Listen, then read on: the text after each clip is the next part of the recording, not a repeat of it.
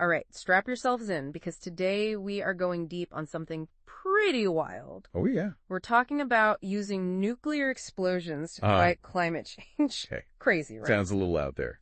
It does, but there's this academic paper we're diving into, and the title is literally Nuclear Explosions for Large-Scale Carbon Sequestration. Wow. I know. Straight to the point. Right. Yeah. It sounds like a crazy sci-fi movie. It does. But that's why we're here to break it down and see if it even makes sense. Yeah, see if there's anything to it. Exactly. Yeah. So the paper starts out. Okay. And it really emphasizes the urgency of the situation. Yeah. Like it doesn't pull any punches with climate change. Uh-huh. And it highlights the potential economic fallout. Okay. And we're not talking about a few $1 billion here. Like small change, right? The paper cites the IPCC saying we could see 100 to 200 trillion dollars. Trillion. In losses by 2100. Oh my gosh. Yeah. And that's trillions with a T. Yeah. And it's not even all about the money. Right. Think about like mass displacement of coastal cities being swallowed up by the ocean. Wow. Entire ecosystems collapsing. Yeah. Like it paints a pretty bleak picture. So the paper is saying that like we're way past just reducing our emissions. Way past. You have to actively pull CO2 out of the atmosphere. Absolutely. We need to be thinking about pulling it out. Okay. So and they're talking about something called negative emissions technologies. Negative emission technology. And they focus on one in particular called enhanced rock weathering. Enhanced rock weathering. Yeah. Have you ever heard of that? I have not. Okay. So basically, some rocks, especially certain kinds like basalt, they naturally absorb CO2 as they break down over time. So like just naturally. Yeah. That's weathering. Exactly. That's weathering. Okay. And so enhanced rock weathering is like speeding that up. Okay. Like hitting fast forward on the process. Right. You grind up a bunch of rock. Okay. Spread it out. Got it. But the problem is the traditional methods for doing that, like mining and crushing and transporting all that rock, it takes a ton of energy. That makes sense. Yeah. And that's where this paper's radical solution comes in. So that's where the nukes come in? You got it. Okay, because I was going to say, we're not talking about little firecrackers here. No. We're talking about some serious firepower. Okay. They're suggesting we use controlled nuclear detonations to pulverize huge quantities of this basalt. Okay. And to really make a dent in global CO2 levels. Yeah. We're talking about explosions on a scale we've never seen before. Really? The paper throws out numbers in the gigaton range. Gigaton. Just for context, the biggest nuke ever detonated. Which was? It was called the Tsar Bomba. Oh, yeah. 50 megatons. Okay. That's a huge difference. Oh, so you're saying we need to detonate something thousands of times more powerful than the biggest nuke ever tested. I know. It's mind-blowing. It is. Yeah. So where on Earth would we even do that? Well, they suggest the Kerguelen Plateau. Okay. It's this remote area in the Southern Ocean. Okay. It's deep. It's stable. Okay. And the author argues that all that water would help to contain the blast and the radiation. So you're like using the ocean as a giant pressure cooker. It kind of is like that. I mean, it still sounds incredibly risky. Absolutely, there are risks, no question. Yeah. Both environmental and political. Right. But the author also makes this point. Okay. You got to compare those risks to the consequences of unchecked climate change. Yeah. They even cite estimates of 30 million deaths. Wow. From climate change by 2100. That's a lot. It is. Yeah. So the argument is that this nuclear option, while still dangerous, could actually save more lives in the long run. It's like you're weighing the immediate risks of this explosion against this long-term global threat. Exactly. It's like climate change. It's a tough comparison. But it is. Yeah. What about the environmental impact? I mean, we've all seen those images of mushroom clouds, fallout and stuff. Yeah. Even if this is underwater, wouldn't a blast like that just destroy everything? There's no doubt that the detonation site would be devastated. Right. The paper acknowledges that. Okay. But the argument is that that localized devastation is a trade-off. Right. It's a lesser evil compared to the global ecological collapse that we're facing from climate change. Okay, so we have this potential solution. Yeah. It's pretty extreme. It is. But this isn't something that, like, one country can just decide to do. No, absolutely not. We're talking about nukes. Yeah. And the whole world would have something to say about this. The whole international community would be involved. Okay. So how does the paper art and all that? Just those massive political hurdles. Okay. You've got existing treaties. Right. Global anxieties about nuclear proliferation. Right. Just detonating a new nuclear device. Yeah. even for a peaceful purpose, Yeah. would set off alarm bells everywhere. That makes sense. Yeah, so the author proposes some strategies, Okay. like absolute transparency, Okay. emphasizing the non-military objectives, Uh-huh. and even arguing for potential treaty exception. Okay. But convincing the world this is a good idea, Right. that's a whole other challenge. Yeah, it's a massive undertaking. It is. To even get to that point. Absolutely. Yeah. Yeah. So it seems like this paper is saying, like, desperate times, Uh-huh. desperate measures. Yeah, I think it's definitely pushing us Okay. to confront some, like, really uncomfortable realities. Yeah. You know, it's making us ask, Yeah. what are we willing to consider? Right. To prevent the worst-case climate scenarios. Right. Are there any lines that we Yeah. just won't cross? Exactly. Where do you draw the line? And speaking of crossing lines, yeah. the idea of intentionally setting up a nuke, Right. even for this purpose, Yeah. feels really ethically complicated. It's a huge ethical dilemma. Yeah.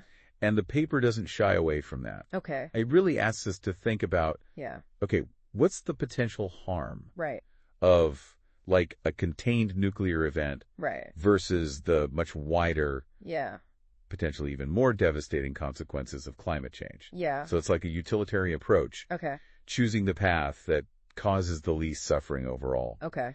even if it means making a really tough decision. It really makes you think about the long-term implications for, like, Yeah. future generations. And Long-term consequences. Yeah. Are we just kicking the can down the road? That's a good question. You know, creating a new set of problems. It is. While trying to solve this one. It's a valid concern. And yeah. the paper actually says, Okay. we need more research. Okay. We need to debate these issues. Okay, so It doesn't pretend to have all the answers. it's like the beginning of a much larger conversation. Exactly. Okay, so let's say, just for argument's sake, Okay. that this idea gains some traction. Uh-huh. Let's set aside the ethical political roadblocks for the second. Yeah. Is this even something we could do? Right. Like, is it technologically feasible? So the paper gets into Okay. some of the engineering challenges Okay.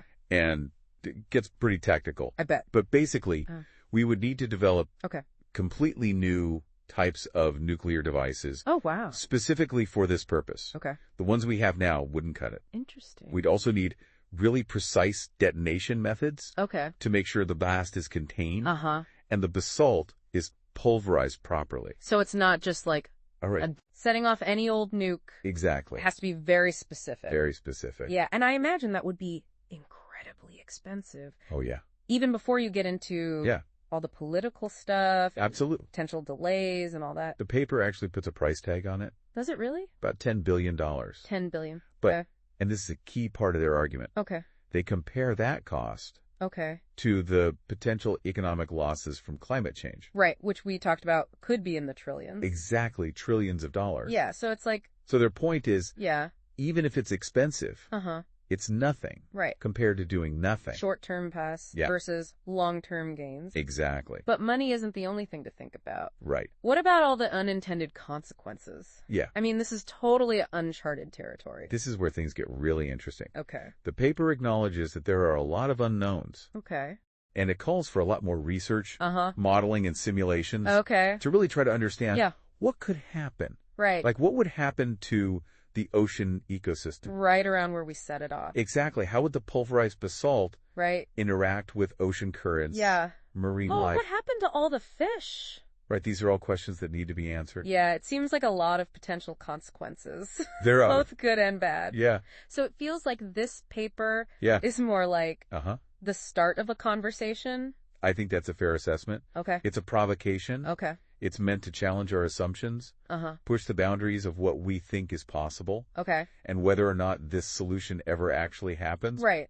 The paper raises some really important questions Yeah. about how we're approaching climate change. It makes you think, if something this radical is on the table, Right. how serious is this climate crisis? It really highlights the scale of the challenge. Yeah. We're facing a planetary crisis here. Yeah. And the old ways of doing things might not be enough. Right. This paper is a call to action. Okay. It's saying we need to be bold. Uh-huh. We need to think outside the box, Right. explore every option to address this crisis. So after diving into all this, Yeah. what are your takeaways? Do you think this idea is worth pursuing?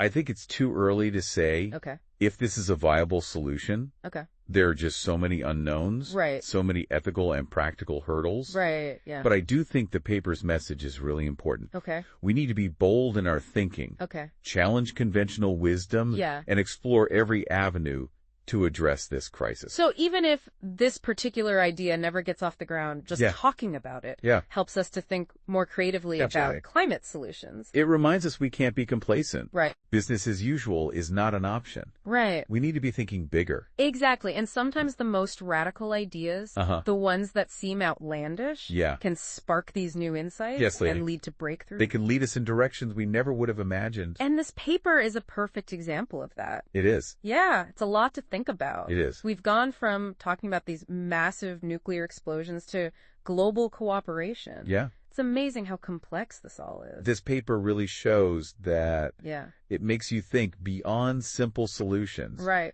And really grapple with the reality of climate change. Yeah, there are no easy answers. Absolutely not. Even these radical proposals have a lot of challenges. They do. Consequences. Yeah. It's like we're playing this high-stakes game of chess. Oh, yeah. Trying to figure out all the moves. Right. And the fate of the planet is at stake. Exact. And this paper is just one move. Okay. In that game. Yeah. It's a big gamble. Uh-huh. We don't know if it'll pay off. But at least it starts the conversation. It does. It gets people powerful. So where do we go from here? Well, the paper says we need a lot more research. Okay. There's so much we don't know. Okay. Whether this would even work. Okay. How safe it would be. What it would do to the environment. So more research is needed? Absolutely. Okay. And that research needs to happen. Okay. While we're also working on reducing emissions. Right. And switching to renewable energy. So it's not an either or. It's not a replacement. It's more like another tool in the toolbox. We need to be doing all of it. All of the above. Yeah. We need to be attacking this problem from every angle. This paper is definitely going to be controversial. Oh, yeah. No question. I mean, some people are going to be outraged. Right. How do we even talk about this? It's going to be touched. With all the emotions. Especially with nuclear weapons. Yeah. And all the history there? There's a lot of baggage there. How do we have these conversations? I think the key is to be open-minded. Okay. And respectful. Yeah. We need to listen to each other. Right. Acknowledge different perspectives. Yeah. And be willing to have our own views challenged. It's easy to just get caught up in the fear around nuclear weapons. Absolutely. But this paper is proposing something very specific. Right. It's not about blowing things up. It's about a controlled application. Right. For a completely different purpose. So we need to separate the technology from the history. Separate the idea from the baggage. And look at the potential benefits and risks in this specific context. Exactly. It requires a nuanced discussion. An informed discussion that goes beyond the headlines. Right. And the sound bites. So what's the takeaway for our listeners today? Well, what should they be thinking about? I think the most important thing is to keep asking questions. Stay informed and engage in these conversations. Even if they're hard. Even if they're difficult, The future depends on it. It does. Yeah. We have to think critically, challenge the status quo, and explore every solution. And sometimes the craziest ideas I know, right? Lead to the biggest breakthroughs. The ones that make you go, what? Yeah. Turn out to be the most important. So let's keep our minds open. Yes. Stay curious. Absolutely. And keep diving deep. Keep exploring. Into these complex issues. There's so much to learn. Who knows what we'll find. Exactly. The journey's just beginning. It is. And on that note, that's it for today's Deep Dive. Thanks for listening, everybody. We'll see you next time.